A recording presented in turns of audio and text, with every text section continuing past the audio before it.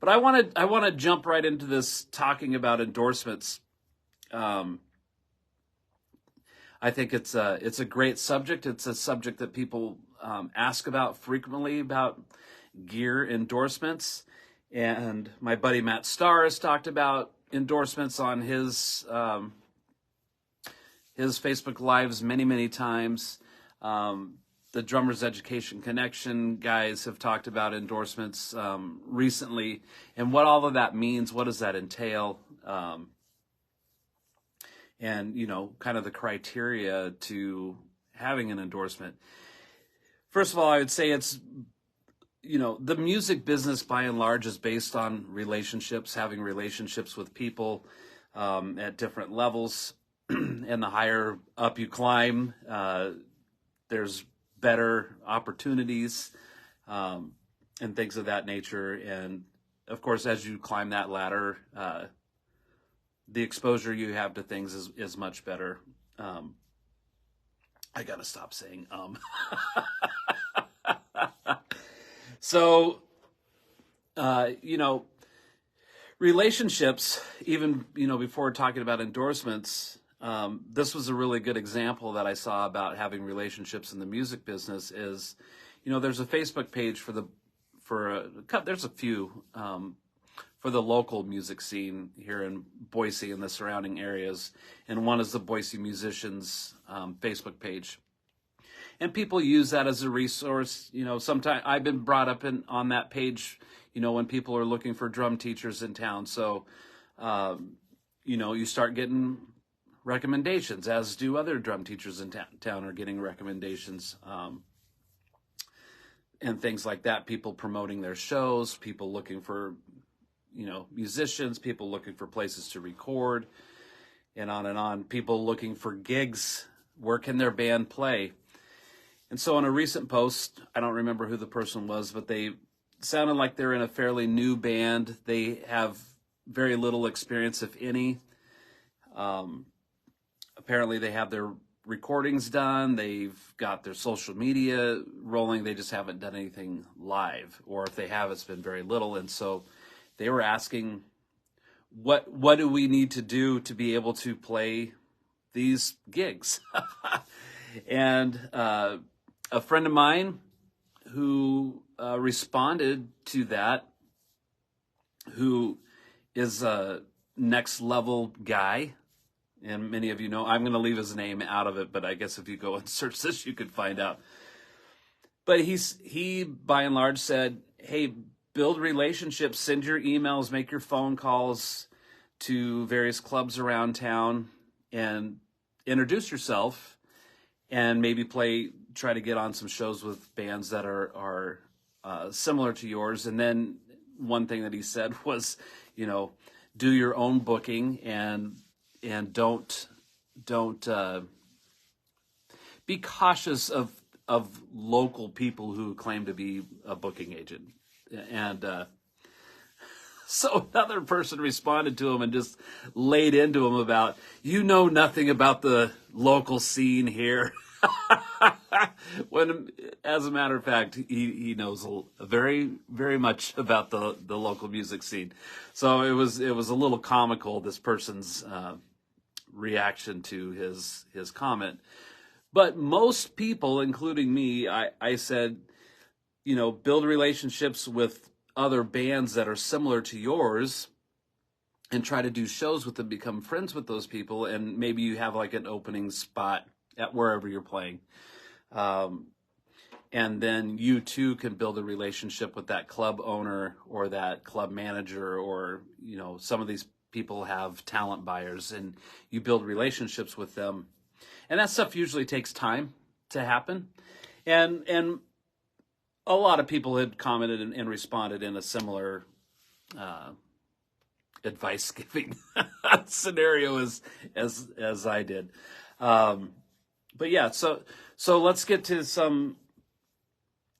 Well, the reason I wanted to talk about endorsements today is a lot of people saw that I'm selling a bunch of cymbals, and I'm selling my stash of Zildjian cymbals I have, And included with that, I've been selling a lot of my soul tone cymbals. Well, why would I do that? And then I've been posting about Paiste cymbals. And I received about 20 or so messages through Facebook and people who would text me saying, congratulations on your new endorsement with Paiste cymbals, which I don't have an endorsement with Paiste cymbals yet. I've been considering my gear choices lately, and that being cymbals. And I've had a cymbal endorsement with Soul Tone cymbals that started 7 years ago. I was brought on board as an artist with Soul Tone cymbals, and there's a backstory to that too. I can get more in depth with this here in a moment, but the direction that my musical career has been heading, with teaching and with recording and with other opportunities that have kind of been brought to my attention or that have come my way, and some of those have not materialized yet. Just there's been a more intensity, is that what I want to say? More intense activity in what's happening with drumming.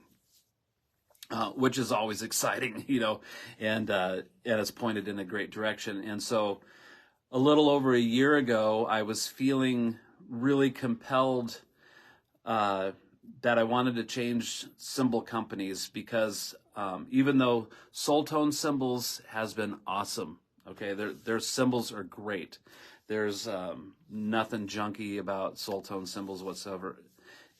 Had there been, I would have never played Soul Tone cymbals to begin with, because you want to believe in the products that you're using. So I have no complaints about cymbals, and I don't have any complaints about the people there. They were great. I've been to Soul Tone Cymbals warehouse. I've filmed a drum video there that did very well and promoted Soul Tone cymbals heavily. Just at this stage in my career, I feel like Paiste cymbals better represents who I am as a drummer, and it better represents who I am as a teacher and a session player and things like that. So that's the whole reason behind it. So over a year ago, I started having this thought and started researching what I wanted to do. I did look at some other cymbal companies and I, was just really felt compelled and led to looking at Paiste cymbals. So, the beginning of the year, I sent all my promo stuff to Paiste because I felt like I'd finally had enough stuff in my favor to present that to that company and say, this is who I am, this is what I'm doing, this is what's happening, and can we talk about this? I didn't come out of the gate saying, hey, can you give me free stuff? And I'll talk about that too in a moment, because endorsements don't necessarily mean free gear. So I'll get to that too. Let's see. I love this to be interactive, so I like to try to keep up on comments. Greg says Paiste makes some lovely, lovely stuff. Yes, they do. Good morning, Manny. So, I've been selling stuff. People on Facebook have been purchasing some of these cymbals for sale, and several students have bought stuff. I have several students that's been eyeballing these cymbals I have out here in my little lobby area of my studio, and the guys from Midline showed up last night, and they're looking around. It's like a cymbal store here. So I wanted to show you, spend a couple minutes and show you what I have in case anybody is watching would be interested in purchasing any of these. So this will be like Fred's home shopping network for a few minutes. I'm just going to quickly show you what I have. If you're interested, great. If you're not, that's fine too. I originally thought, no, I'd only sell these locally, but for about $30 on top of the price, I could ship these to you. So let's go down the list really quick. This is a 9-inch all bronze bell from Soul Tone. And this thing sounds like the bell you hear in a boxing ring. And it's very nice. So $180, I'm asking for that. It feels like it weighs 300 pounds, but it's really cool. And I think I paid $250 for this when I got it. So $180. It's practically brand new. I didn't use it very much, but somebody out there's gonna love it. So there's that. I've got a 16-inch custom brilliant crash from Soul Tone. $20, sounds awesome. If you guys want to know what these cymbals sound like, my YouTube channel, I have all these drum covers on there with these cymbals playing, and so you can check those out. Or if you're local and want to meet up with me, here is a 17-inch extreme crash, $200 for that guy as well. And I'm selling these for about $60-$70 less than what I paid. Here's a 14-inch Wuhan China. This thing's brand new. These cymbals in general are not expensive, but they sound awesome. I went through several Wuhan China cymbals from starting as a kid all the way through my early 20s. $50. $50. That's an easy one. 14-inch Soul Tone China. This was part of a stack that I had with an effects cymbal. I destroyed the effects cymbals, smacking on it really hard. So there's that. Just a few more here. Here's a 18-inch Z China, $100. The only reason it's $100, I would typically ask a lot more. It has a hairline crack at the edge. This cymbal would probably last me another year if I was playing it. It'd probably last a kid 2 or 3 years if they weren't smacking on it as hard as I do. So that thing's cheap. Here's a 18-inch Soul Tone China. This is the Extreme Series. Awesome sounding cymbal. $225. Like I said, this is Fred's home shopping network for a moment. 2 more. Here is a 20-inch Zildjian Z Custom China. This guy's amazing too. I'm asking $275 for that one as well. And then I have this 21-inch Custom Series Soul Tone Ride, and I'm asking $275 for it as well. So lots of great sounding cymbals, great prices. Fred, how'd you decide what these cymbals are worth? Well, we all like to look at reverb for used gear. So some of that's based on those prices, and then what my artist pricing is these prices are a little less than that from Soul Tone. So there's my home shopping network portion. So if any of that interests you, cool. If not, cool. They will sell. I have no doubt about it. No doubt about it. Greg says, I have a Pisces 402 20-inch ride that is amazing for recording. It gets chosen 9 out of 10 times for every record we do here. Nice. Mr. Tackett's here. Gary, I might be available Saturday if you are. I just may be. Just may be. Actually, no, I take that back. Dang it. I'll be traveling back home that morning, so I jumped the gun. Sorry.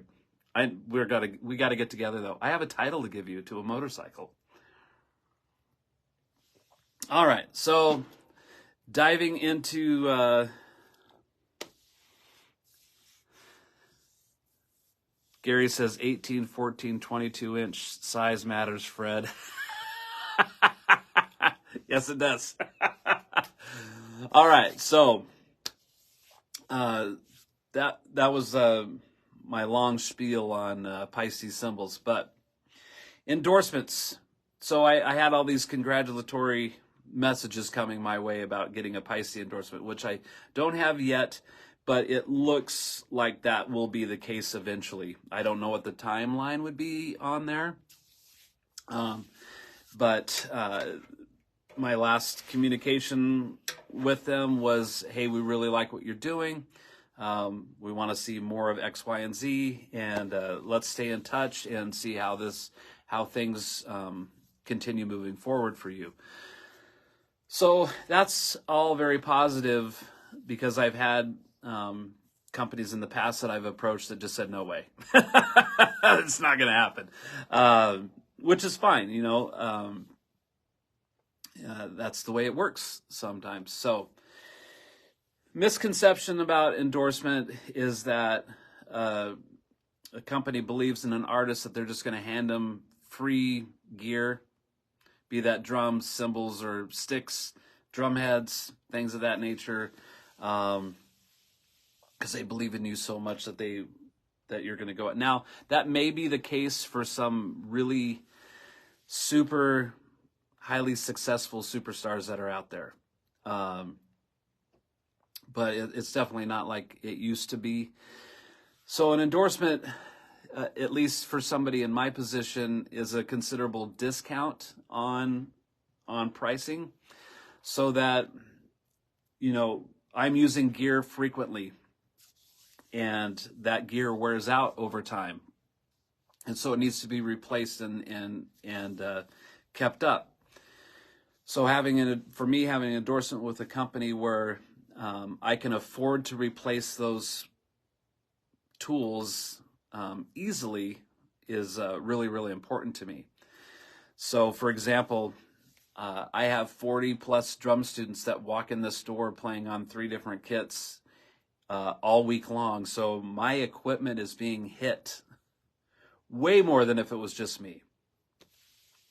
And so that equipment's going to wear out. You're going to have a cymbal that gets broken. You're going to have drum heads that wear out way faster with that many people playing on my gear. And on top of what I do with rehearsals and with performing and with recording. So the life expectancy of my gear is getting shorter and shorter as I have more students and more shows and more recording time. So it's not like I come out here 2 or 3 times a week, if that, and play, and then that's the end of it. This is a relentless, nonstop beating of drums and cymbals happening here. So there's that. So yeah, the wear and tear on my equipment is very, very heavy, and I'm not complaining. I love that that's the fact. And I tell sometimes my students want to play gingerly because they're afraid they're going to hurt my gear. And I'm like, no, play out, make a noise, play. Don't worry about, I tell them, like, if a piece of my gear breaks and you're playing it, it was going to happen when I did it. So I try to remove that concern out of the teaching environment. Which I think that's important to do. I really want my students to play well and to have a certain authority behind how they're playing. So there's that. So what does it take to get an endorsement? For me, it's what kind of influence do I have over my peers? What kind of influence do I have over my students? And what kind of influence do I have over a complete stranger that is watching me and what I do? And yes, I have a pretty good share of people that, as anybody does when they're posting on social media, the critics that come out of the woodwork, and they could do it better than you, but they have nothing going on in their lives at the same time. So Greg's asking a question. I love Greg's questions. How often do you rehead your kits on average? Greg, I try to put new drum heads on as frequently as I can afford it. I try not to go longer than 3 months on my main kit over here. I would even do it more frequently than that if I could, but the financial commitment to that can be steep on a drum kit that is that big. My other teaching kits, I try to put new heads on them at least once a year, because I'm not using them to record with, I'm not using them to perform with, I'm using them to teach on, and I can maintain a pretty good sound on those other kits. I have another drum kit I use when I play out with Cliff Miller, and I try to put new heads on that at least every 6 months if I possibly can. So I would do it way more frequently though, if I could afford to do so. There's just nothing beats fresh drum heads. And if you break them in correctly when you're putting them on, they'll stay in tune. So, excuse me. Okay, so what does it take to get an endorsement? Part of my story is when I first started playing drums, my very first drum kit that my dad got for me came with a set of hi-hats, a crash, and a ride. They were all Paiste cymbals, and I thought they were great. And then a couple years after that, I got a pretty nice Tama drum kit, double bass, a gazillion toms. I traded in all of that, and I bought some Zildjian cymbals, a ride, 2 crashes, some hi-hats. No, I didn't buy hi-hats. I had replaced my hi-hats with the other kit with brand new Paiste 2002 14-inch Sound Edge hi-hats that sounded amazing. So those were awesome, so I kept those. But I had a Zildjian ride, 2 Zildjian crashes, and over time, like I mentioned a few minutes ago, I had some Wuhan China cymbals that I had. They sounded great, and they were really affordable, so I had those. I had a couple Sabian cymbals in there and so on. I had like a mix match of cymbals, because I'd just go to the music store and I'd be like, oh, I like how it looks and sounds, so I would buy that cymbal. so I had 4 different brands of cymbals on my kit. In the early 90s, I got hired to tour with a band from Florida for a company called Worldwide Showcase. It had previously been called Young American Showcase, and this company put bands on the road and sent them out.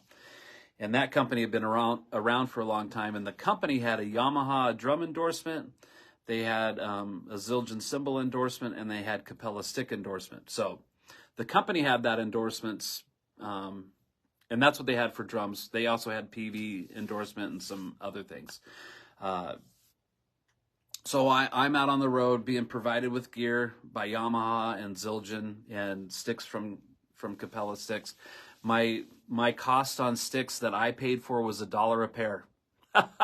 So that was a pretty good endorsement deal. And we got Zildjian cymbals replaced for free. I never had to replace a drum, so the Yamaha drums were fine. They didn't have a drum head endorsement, so I would have to pay for that out of pocket, which I did. But that's a different story. So, being that they had a Zildjian cymbal endorsement was super cool, because if I broke a cymbal, I would just call the office, say, hey, I broke this, and they would say, cool, we're sending you a new one, and depending on where I was on this tour and what hotel I was going to be at, there would magically be a new cymbal waiting for me at the front desk, which was awesome. That was a pretty cool thing to be part of. So when that tour ended and I came back home and had some other local stuff going on, and I eventually became the drummer for Midline, and Midline had a lot of stuff going on at that time, being on the radio, opening for large national acts frequently. I had a Zildjian cymbal break, and I still had the contact for the person I dealt with when I was on that tour. So I called him and told him what the situation was, and he said, well, it was the company that had that endorsement, not me personally, but because I had worked for Worldwide Showcase, that they would still honor that endorsement agreement with me. And Zildjian did that with me for like 4 years until eventually that guy wasn't working there anymore. And so when I tried to make a connection with somebody else, they stopped all that from happening. So it was great while it lasted. It was awesome. So I played Zildjian cymbals all the way up until 7 years ago. And things were going really well for me musically. And I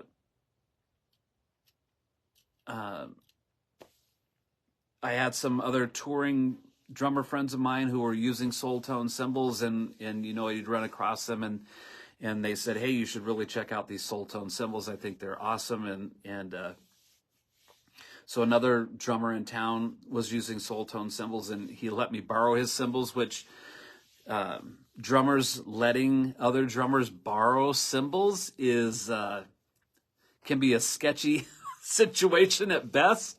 But nonetheless, this friend of mine allowed me to do that. I thought the cymbals were great. And so there was this whole application process to doing that. How many shows was I playing a year? What was my social media like? Things of that nature. So I submitted that, and they accepted me as a endorsee for soul tone cymbals, and great pricing on a great product, and away I went. So that was 7 years ago, and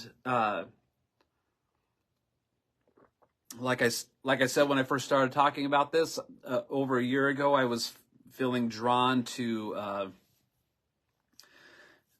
make this change, something that was fitting my brand better, and so I was really feeling like Paiste cymbals was that thing for me, and in a big way, it was returning to where I started with cymbals. And of course, there's a lot of great cymbal manufacturers out there, no doubt, that make great products. It's what is my relationship to that?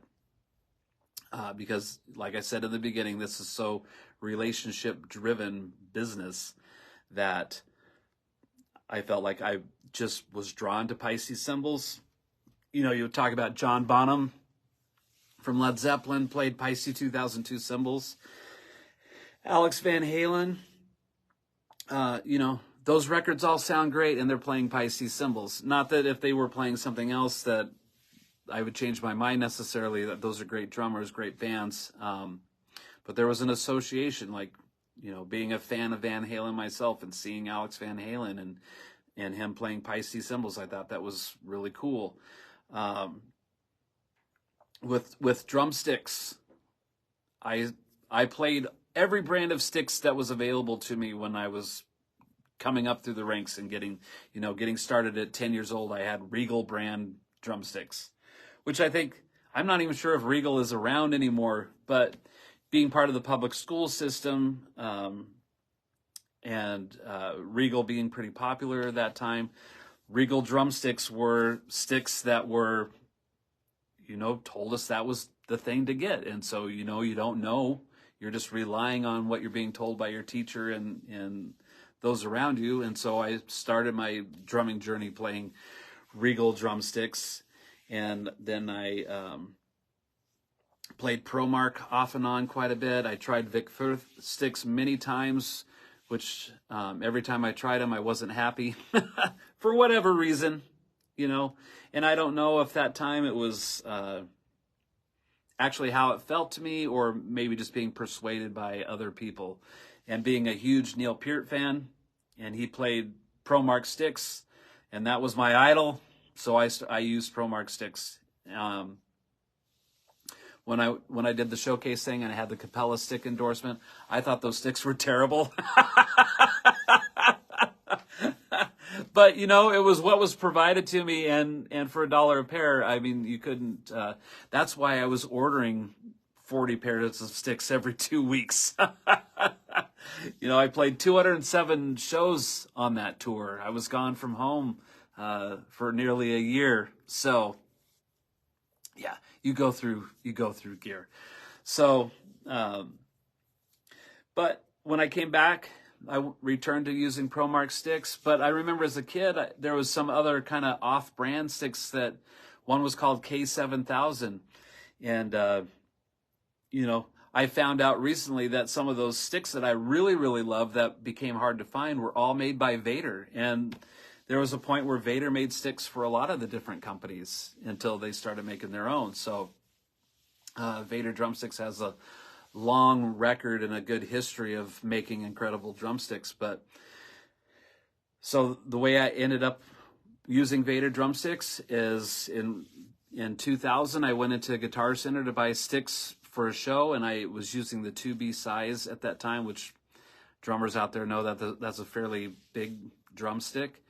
They were out, and the only thing that was available at that time were Vader drumsticks. So I bought those Vader drumsticks in 2000, and I played that show. I didn't break any sticks where I'd normally break 4 to 5 sticks in a show. I didn't break any. Nothing broke. And that moment, I was sold on Vader. I switched to using Vader drumsticks, and I never wavered from that. And in 2014, my buddy James was working for Vader drumsticks, and he had been working there for a while, and he worked there until the pandemic happened.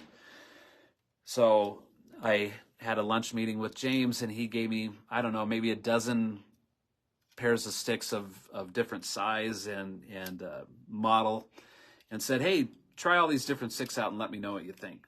And I said, "Okay." And so I just asked him, because he was my friend. I said, what would it take to get an endorsement? I said, I'm not asking you for an endorsement. I'm just like, I want to know how this works. And at this time, I hadn't had this whole tone endorsement yet either. So this is in 2014. So he said, "Look, you're doing a lot of the right things. We couldn't bring you on right now as an artist because you just don't have enough going on. In the past, you had a lot going on that we could consider that bringing you on as an artist. But this is when I was slowly getting my teaching business built up a little bit at a time." He said, "However, we could probably bring you on as an educator once you have enough students, once you have a track record of doing that, and so on. And so let's stay in touch and see how things develop." So it took 4 years from that first conversation until they did bring me on as a educator, endorser. And then later they added to my, because I'm on their website as an artist. So now I'm on there as an artist educator, which is very cool. And my relationship with Vader has been awesome. That I had already been using their drumsticks for 18 years, complaint free. And I've maintained this great relationship with Vader, even though James doesn't work there anymore. And I promote Vader drumsticks pretty heavily through my social media stuff and my drum covers and things like that. And sometimes they reshare my post, which is pretty cool. So yeah, that's what's going on with the drumsticks. And then eventually I had inquired if they could put my name and my brand on the sticks. So let's see. There you go. That's a Vader 5B drumstick, and they print these up with my name and logo on there. And it's cool. It's a little personal. It's not a signature stick. It's a stick with my signature. 5B, and my students love them. And it's good stuff. And I love those sticks too. I use other Vader sticks as well, but I don't have them printed with my name. This is 5B stick size is like my home base for drumming. And now I've been talking with Aquarian drumheads pretty heavily over the last year, and building a relationship with them, and hopefully we can become an Aquarian drumhead artist too. And that's another brand that I think fits my personality. It's like how I like my brand represented is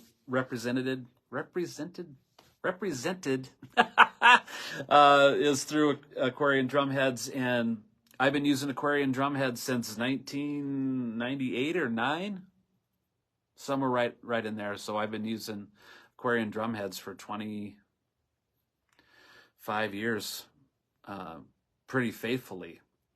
I've had other drummers twist my arm along the way to try Evans, and so there's a handful of times I'm like, oh, okay, and yeah, it was okay results, but I returned right back to Aquarian, and then I knew another friend of mine who had a Remo endorsement. He's like, oh, dude, you gotta, of course he's, twist my, so I reheaded everything with Remo heads, and I'm like, nope, it's not what my ears were used to hearing and feeling when I played. So back to Aquarian, and then that's where it's gonna stay is with them. So again, another awesome company with great products. So I don't have an endorsement with Pisces cymbals yet, and I don't have an endorsement with Aquarian drumheads yet, but I am really confident that both of those things are going to happen, just based on the conversations I've had. And I have no doubt that I'll be with Vader drumsticks forever. I have no reason to switch. So I guess, so the secret, what's the secret to getting endorsements? If you're looking for free gear, you're not going to get that. Highly unlikely. Unless you're some superstar selling a lot of albums or 8 bazillion streams of something. But it's the ability, what kind of light are you going to put that product in? What kind of track record do you have of using their gear already? What is your belief in that product? All of those things are important. I would highly discourage casting a big net and sending your bio, your press kit to every company possible asking for an endorsement, but you're not loyal to any of them to begin with. I've been told by insiders that they throw those away. And these, by the way, these different companies, even though they're competitors of each other, they talk to each other. They're friends, so they know if this is happening. It's not too hard for them to figure that out. But it's what kind of exposure are those products going to have? If your band plays 4 times a year, you have 0 media presence, you're not teaching, you don't have much going for you. They're just going to tell you no. That's the fact of that. And as much as I seem to have going on for myself, they're still like, okay, you're doing great in these things. We need to see more of from you on what you're doing. So, anybody have any questions about that? Been rambling on about myself. Greg says, I love Regal tip rockers. Is Regal still a company? I'm not even sure. If they are, I haven't seen anything. Of course, I haven't been looking either, but typically you see people using Vader drumsticks or ProMark or Vic Firth sticks. But yeah, if Regal tip works for you, awesome. Yeah, they used to be quite the thing. At least when I was growing up, they were. Am I missing anything here? I don't think so. But when a company, so then how does an endorsement work? People get hung up on the language or the technicality of that. It's like, no, they're endorsing you. You're not endorsing them. They're endorsing you. Or maybe it's the other way around. I'm endorsing them rather than, I don't know which direction that. The relationship of it is this, that I'm playing gear made by a manufacturer. I'm being supported by them by being able to purchase their gear at a discount. that makes it more affordable to me because I'm replacing that gear frequently. And I'm promoting that product in whatever manner that's appropriate. Yeah, and as a drum teacher, I get quite a few students here who have never played drums before, or they're young enough that I'm dealing with their parents mostly, who have zero clue where to start. And so I can make recommendations to them based on their situation on what they should buy to get started. And so based on their situation, I and my experience, I can give them an educated response on you should buy this and buy that and buy that. And there's always a financial concern that accompanies all of those recommendations too, like what will get the job done that's affordable. And drum gear, any music gear for that matter, can get expensive really, really fast. Really, really fast. Even the low-do stuff can add up really quick. So, there's a responsibility there on my part to direct them in a way that gets them something that sounds good, that they like looking at, and is affordable. So, I recommend Vader drumsticks, of course. If they walk in with a different brand of sticks, I don't turn them around and send them out. You come back with the right brand of sticks. Because I think, young drummers, they're doing the exact same thing I did. They're experimenting with different sizes of drumsticks, different brands of sticks, and figuring out what they like. More often than not, if I have a student long enough, I'll see them, they're drifting around and then they wind up playing Vader drumsticks. Because I'm their teacher and I've recommended that, and sometimes they come in with sticks and their sticks break right away, I'll just hand them a pair of mine. Like, here, try these out. Oh, I love these sticks. I'm like, yeah, I've had that same pair of sticks for 2 weeks and I'm still whacking away at the drums. They're like, 2 weeks? Are you serious? So then they'll buy some Vader drumsticks. Vader drumsticks has a really good reputation of being very, very durable sticks. I rarely replace my sticks because they break. I'll replace my sticks because they wear out. I always think of like sticks and drum heads as like gas for your car. You need to put more into it frequently.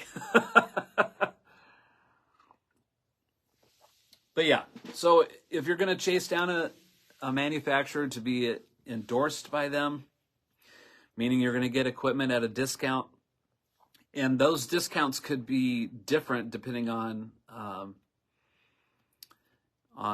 your popularity, I guess you could say. Like, how busy are you if you're teaching? How busy are you if you're playing shows? And if you're playing shows, are those bar shows, or are you getting on a big deck in front of thousands of people? Are you legitimately touring? Or are you doing the weekend warrior runs, which I kind of live in the weekend warrior runs for the most part. Have I done the long tours? Yes, I have, for sure. I think touring is a word that gets misused frequently. Oh, we're on tour. You're on tour? Where are you touring? Well, we went to Spokane and played a show Saturday and came home. That is not touring, my friends. That is not touring. Touring is you are out on the road for an extended period of time. Not 24 hours. So there you go. That's one little thing that gets under my skin. So yeah, companies want to know, like, how busy are you, where you're playing, how big are those venues, and so on, and also what your social media presence is really, really important to those manufacturers. As I said when I started this, I've been posting pictures and little reels of some of the new Pisces cymbals I've bought, and just that alone expanded my audience that I reach through my drumming and what I'm doing, which I thought was really, really interesting that was the case. So yeah, the social media presence is really, really important to those things. I see my buddy Ron has popped on here, and Ron is a professional touring drum tech who's played with the Who's drum tech for the Who's Who all over the world, and I'm sure that he would back me up in all of this, because he personally deals with a lot of those companies, depending on what artist he's working for. And yeah, the importance of being able to get gear quickly that you need, and just it's that relationship thing, having that really great relationship. What did Greg say? What does Greg say? I have lost half of my endorsements over my groups fading back in the obscurity at the end of the tour. Yeah, that'll happen.